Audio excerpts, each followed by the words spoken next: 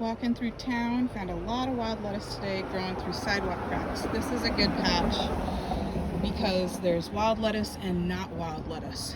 So here, this is wild lettuce and it's starting to flower right there, just barely starting to flower. So this is the perfect time to harvest and go down. So one of the key ID characteristics is the spines on the back of the leaf rib.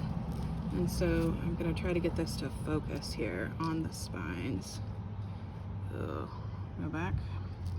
So you can see, yeah, just barely. They're super tiny, but when you flip the leaf over here, you see there's spines here. And they go down sometimes a little ways onto the stem. This one doesn't, but I'll flip over this leaf. It's got a little bit of spininess on the edge, but the spines on the underside of the leaf is what you're really looking for. And then this is a similar, I believe this is type of sow thistle, but this is not wild lettuce and it's literally growing right next door, but it's very close. The leaves are waxier, and you can see no spines on the back. You can even see here on the actual wild lettuce, it's got some spines going down in places on the stem. And these are going to be additional flower shoots here because it's going to be flowering for a while. It's going to shoot out like these are up here. And it's going to be flowering for quite a while and get a little bit bushy even with its top on.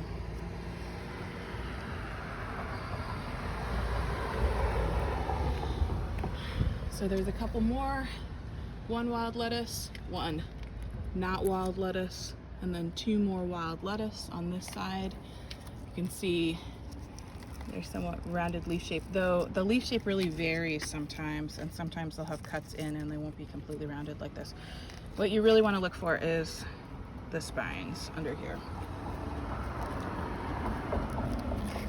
And there's one more hiding over here, other side of the park bench. Wild lettuce, younger stage of development. And then back over here, a couple more feet on this side of the parking meter. Again, a true wild lettuce with the rounded leaves, some spines on the underside. This one, see, this one's younger and it has hardly any, but you can just barely see them. There's two spines there just developing and then none here. So the spines are really variable. And sometimes they're really hard to see or almost non-existent. But there are a number of lookalikes with no spines that look very, very, very close to this. So even if it is a true wild lettuce and it just doesn't have spines, you still want to kind of avoid it and just look for the spines. And then again, one more. See, there he is.